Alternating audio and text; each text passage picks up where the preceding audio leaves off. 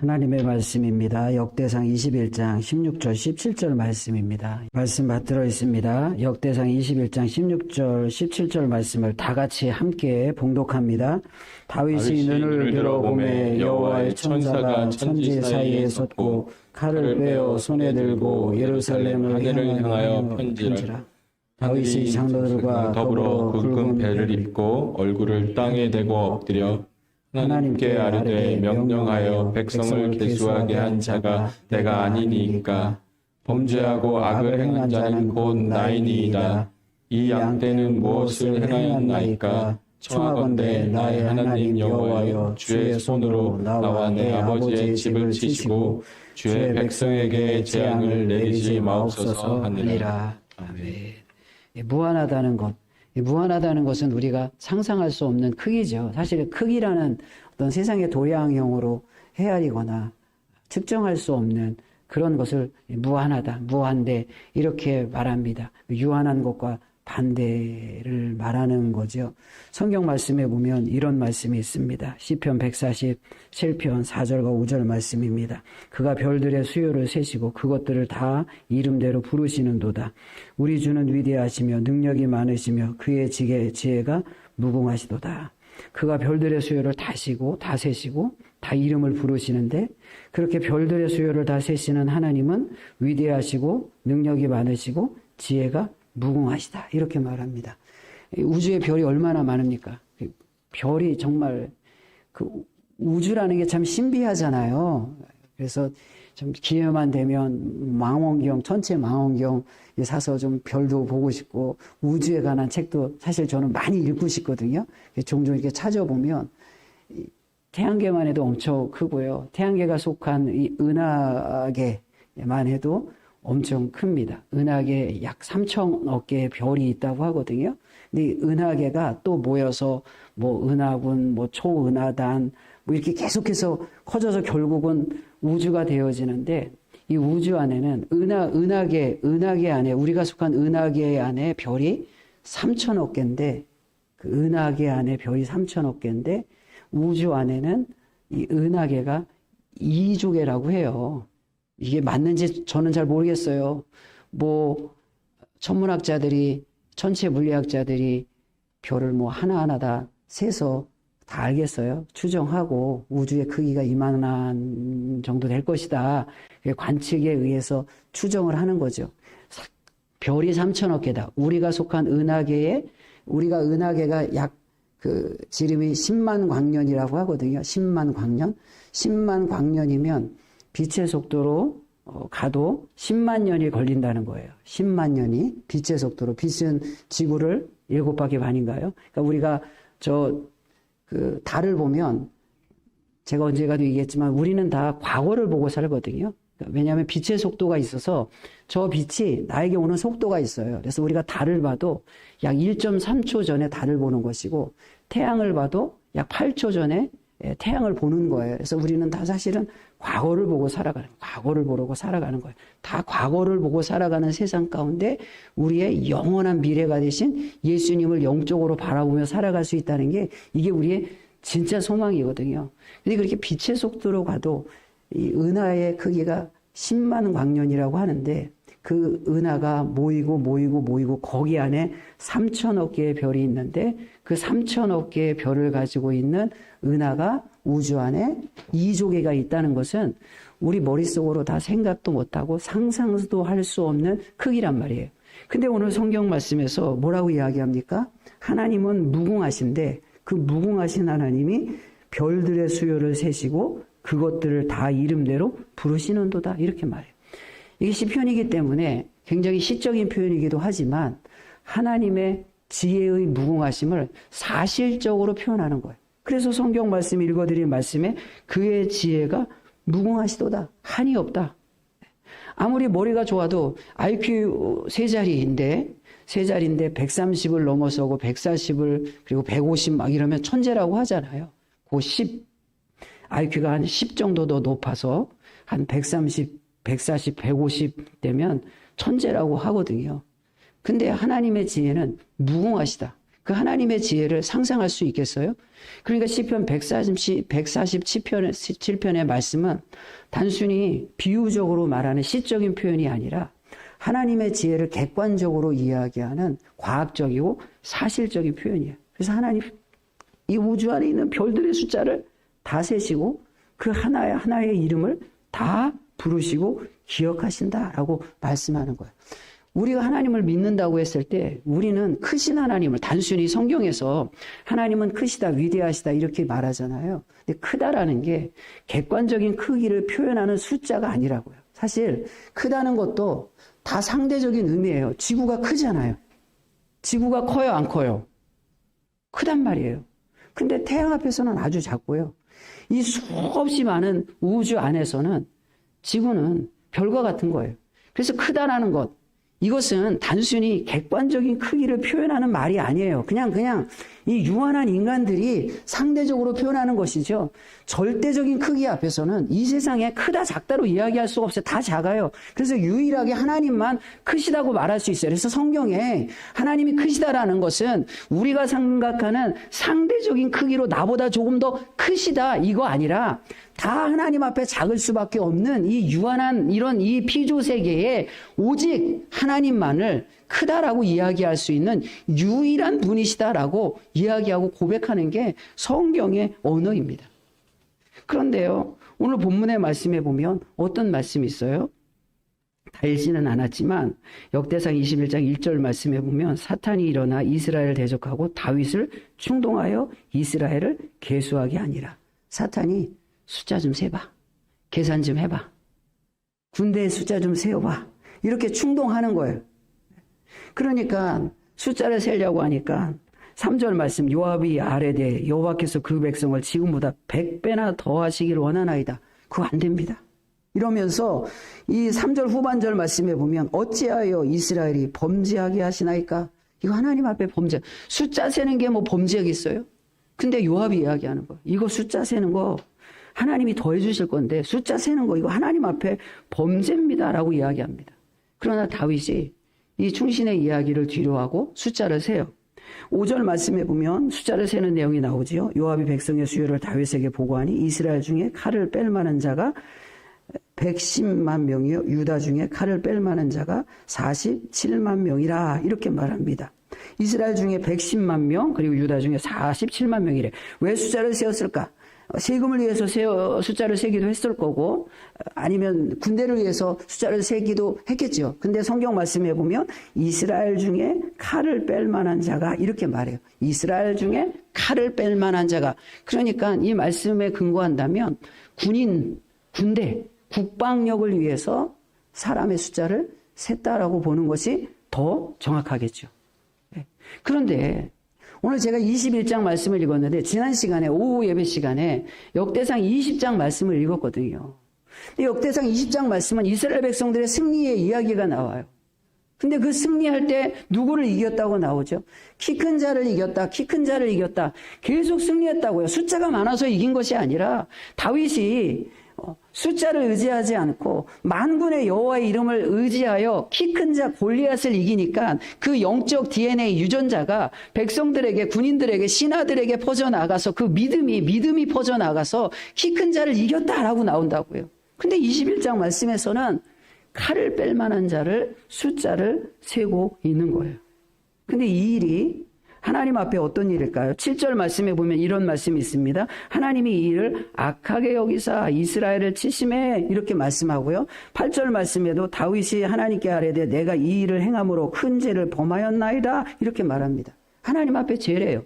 그래서 3년 기근 석 달을 적군에게 패할 것이냐 전염병을 사흘 동안 3일 동안 앓을 것이냐 선택하라. 그러니까 3일 동안 전염병이라는 시험을 당하겠습니다. 하나님의 매를 맞겠습니다. 3일을 선택을 한다고요. 그리고 12절 말씀을 보세요. 12절 말씀. 혹 3년 기근이든지 혹 내가 석 달을 적군에게 패하여 적군의 칼에 쫓기를 이르든지 혹 여호와의 칼 곧 전염병이 사흘 동안 이 땅에 유행하여 여호와의 천사가 이스라엘 온 지경을 멸하든지 이든지 하셨나이다. 내가 무슨 말로 나를 보내신 이에게 대답할지를 결정하소서. 이렇게 하니까 3일 동안 그럽니다. 그리고 이제 15절 말씀에 보면 이 재앙 내림을 뉘우쳤다는 것은 하나님이 후회하셨다는 게 아니라 긍휼히 여기시고 뜻을 돌이켰다는 거예요. 그리고 오늘 본문의 말씀 16절과 17절 말씀에 다윗이 회개하는 내용이 나옵니다. 무엇을 말해요? 다윗은 제가 이제 그냥 개인적인 여담으로 말씀을 드리면 제가 이제 이렇게 선교단체에서 훈련을 받는데 외국에서 받아야 되니까 돈이 조금 그래도 많이 들어간단 말이에요. 근데 갈 때는 굉장히 호기롭게 갔어요. 뭐 그냥 전세금 빼갖고 가자 해서 아직 거 전세금을 투자하는 그런 마음으로 가서 이제 훈련을 받는데 훈련 받으면서 주로 하는 게 뭔지 아세요? 훈련 받으면서 돈은 안 벌지, 있는 돈은 써야 되지 하니까 계산하는 거예요. 계산. 걱정이 되니까 여기 어떻게 있어야 되고 어떻게 먹어야 되고 뭐 해야 되고 하는데 맨날 계산하는 거예요. 맨날 계산. 근데 계산한다고 돈이 늘어날까요? 절대 늘어나지 않습니다. 나중에 그래서 우리 계산하지 말자. 계산한다고 늘어나는 것도 아니고 걱정만 늘어나는, 계산하면 걱정만 늘어나지 절대 돈은 안 늘어나요. 절대. 여러분 계산한다고 돈 늘어나는 거 봤어요? 절대 안 늘어나요. 늘어나는 건 염려와 걱정만 늘어나는 거예요. 그래서 나중에 어떻게 했냐면 훈련비가 모자란다는 이 동료가 있었어요. 우리 그냥 자기도 없으면서 그냥 꺼주자. 믿음이 크면 줬으면 좋았는데 믿음이 없어서 주지는 못하고 그냥 꺼줬어요. 꺼주고 다시 한국에 돌아와서 부모님 집에 들어가서 어디 갈 데는 없고 부모님 집에 들어가서 그냥 있었어요. 그리고 나중에 이제 돈을 받았어요. 근데 결국은 다 살게 되더라고요. 어떻게든지. 사실 계산한다고 돈이 늘어나는 게 아닙니다. 계산한다고 절대 문제가 해결되는 게 아니에요. 계산하면 염려와 걱정만 반드시 늘어나게 돼 있어요. 그래서 다윗이 하나님의 이 심판을 받고 결국은 회개를 합니다. 그런데 보세요. 이 3일 동안의 기근을 통해서 사람이 몇 명이 죽냐면 7만 명이 죽어요. 근데 왜 7만 명? 3일 동안 우리 코로나 때문에 뭐 여러분들이 막 돌아가시기도 하고 어려움 가운데 있었잖아요. 근데 하루의 기근에 7만 명의 사람이 죽었다. 하루에 그 전염병으로 7만 명의 사람이 죽었다. 이건 굉장히 많이, 그러니까 3일에, 자꾸 말이 헷갈리네. 3일의 전염병을 통해서 7만 명이 줄었다. 이건 엄청 많이 줄은 거거든요. 그러면 하나님께서 이런 말씀을 통해서 이런 심판을 통해서 교훈하는 게 뭘까요? 무엇을 말하는 걸까요? 너 계산해? 너 숫자를 지금 계산해서 지금 군대가 많다고 지금 그거 의지하는 거야? 너 계산하면 반드시 줄어들 거야. 계산하면 그 제자리가 아니라, 계산한 그 제자리가 아니라 어떻게 해요? 7만 명이 죽었다고요. 그 숫자가 굉장히 중요하잖아요. 다윗에게 있어서 숫자가 굉장히 중요한데 하나님께서 그 다윗이 중요하게 생각하는 그 숫자를 3일 동안에 7만 명을 없애시는 거예요. 7만 명을 줄여버리시는 거예요. 무엇을 말해요? 이 말씀이 우리에게 주는 교훈이 무엇일까요? 계산하면 늘어나는 것이 아니라 근심과 걱정은 늘어나고요. 네가 의지하고 네가 의존하고 네가 무엇인가 바라는 그 계산의 숫자, 그 장부에 적히는 숫자는 줄어들 거야. 이렇게 말씀하고 있는 거예요. 20장 말씀에서는 키 큰 자를 이겼다 이렇게 말씀하고 다윗은 숫자를 의지하지 않았거든요. 소년이었어요. 15세, 그냥 많이 잡아야 15세고 16세거든요. 전혀 숫자를 의지하지 않았지만 키 큰 자 골리앗을 이긴 거예요. 우리가 믿음으로 산다는 게 믿음이 이긴데 이렇게 고백하잖아요. 믿음으로 산다는 게 무엇일까요? 우리가 믿음으로 산다는 게 무엇일까요? 우리가 믿는 하나님 아버지를 너무 과소평가하는 것 같아요. 하나님은 무한하시고 전능하신데 우리는 자꾸 뭔가를 계산해. 우리 개인의 삶에서도 그렇고 그냥 이게 사실 제가 이 말씀을 묵상하면서 믿음이라는 게 우리가 하나님의 나라에 들어갈 때까지 평생 숙제예요. 저도 마찬가지고 저도 늘 계산하고 다 그러거든요. 이게 평생 숙제입니다. 뭐 평생 우리가 싸워야 될 문제이거든요. 믿음이 이기네. 우리가 고백하잖아요. 근데 진짜 하나님을 믿는다는 게 우리가 뭘까? 어떻게 내가 믿음으로 살아갈까? 진지하게 한번 고민하고 내가 하나님의 이 전능하심을 믿는다는 게 뭘까를 고백하며 나아간다면 사실 내 삶이 지금 이렇게 살아가도 되는 것일까? 내 믿음의 수준이 이 정도, 아직도 계산하고 아직도 그 숫자를 의지하고 의존해서 염려만 키우며 살아가는 내 삶의 모습이 믿음으로 살아가는 정말 그 하나님의 자녀로서 맞을까? 굉장히 진지한 고민이 되더라고요. 솔직히 제가. 하나님은 전능하신데, 능치 못함이 없으신데, 근데 우리가 하나님을 너무 과소평가하고 다윗이 숫자를 세는 것처럼 자신도 이제까지 왕이 되는 과정에 진짜 믿음으로 승리했던 사람인데요. 이 믿음이라는 게 한 번 승리했다고 끝까지 승리하는 게 아니에요. 오늘 이겼다고 내일도 이기고요. 영원히 이기는 게 사실 아니잖아요. 다윗도 이기면서 믿음으로 살았단 말이에요.